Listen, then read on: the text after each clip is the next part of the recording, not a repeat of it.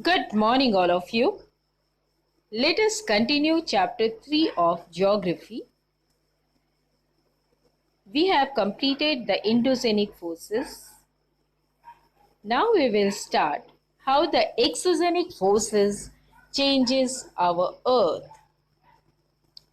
We all love to enjoy the beautiful natural wonders, the varying landforms on the earth's surface.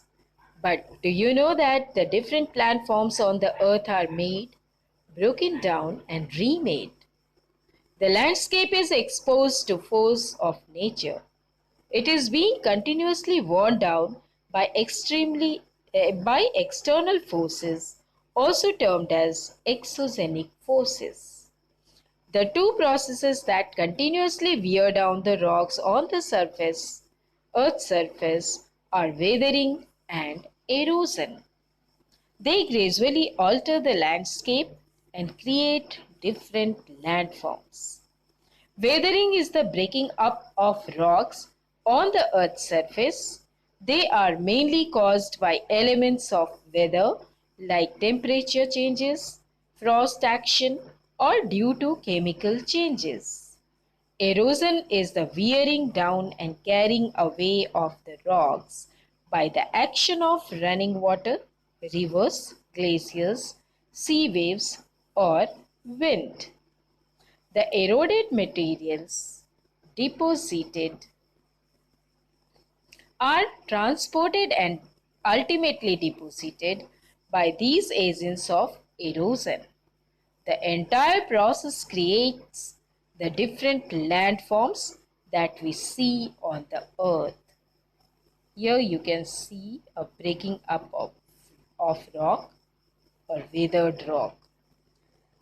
Now let us see how these agents of erosion work. So first of all, work of a river. A river is a natural channel of running water. As a river flows, it erodes the landscape. It carries along this load of rocks, stones and other particles with itself. This load scores or clears by rubbing the river bed. River bed means underground part, the lower part of river.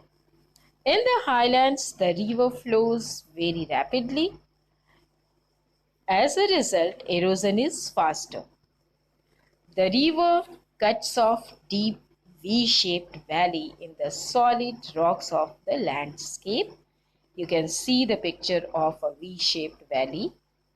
In mountainous region, as the speed of rivers are very high, that's why they cut the rock in V-shape and they form a V-shaped valley.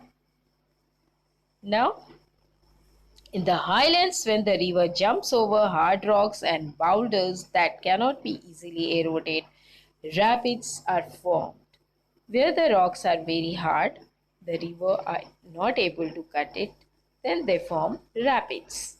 A waterfall is created when the river plunges down from great heights at the edge of a highland or a steep valley, or when a horizontal band of hard rock with undercut soft rocks below lies on the path of the river. Here you can see a waterfall. Now, did you know the highest waterfall in the world is Angel Fall of Venezuela, South America? The Niagara Fall of North America, located on the border between Canada and the USA, and the Victoria Falls of Africa, located on the border of Zambia and Zimbabwe, are two other famous waterfalls of the world. Now you find out the names of some waterfalls in India. Further downstreams, tributaries join the main river and its volume increases. As the river comes down, many small rivers join to that big river, and these small rivers are called tributaries. So, because of the tributaries, the volume of water increases. The river flows slowly over the plains, curving with valleys. The slow river twists, turn, and bend over the wide plains, forming loops called meander. Continuous erosion and deposition along opposite sides of the meander brings the end of the loop close until they nearly join. The main river breaks away and leaves behind a cutoff.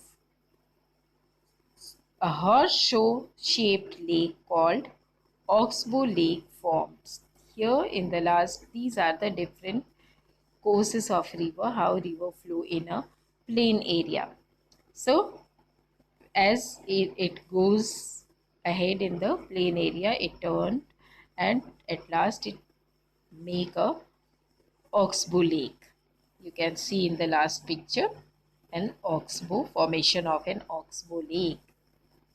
So, due to increase in volume, sometimes the river overflows in its banks, flooding the surrounding areas.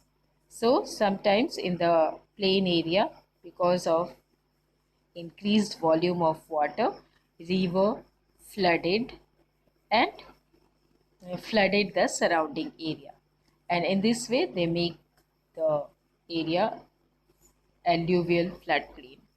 Fine sediments of silt and clay are deposited along its bank by the floodwater. As a result, a flat, fertile alluvial floodplain is formed. And these are the most fertile land. As more deposition takes place along the sides of the river, raised embankments called levee are formed. Sometimes too much sediments are left in the sides of the river and they are called embankment or levee. As the river approaches the sea, the slow moving river deposits its heavy load of sediments which it can no more carry.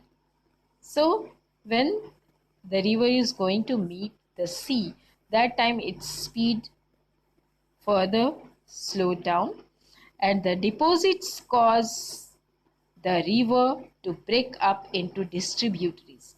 Here you can see that the main river is divided into different channels. These are called distributaries of the river or braided channels. A triangular piece of land is formed at the mouth of the river due to deposition. It is called a delta. The place where river join to the sea, that place is called the mouth of the river. So, on the mouth of the river, rivers form delta. Here you can see the picture of a delta. So, in this way, the river work or changes the shape of the earth. So, that's all for today. In the next class, we will study about work of ice. Thank you. Have a good day.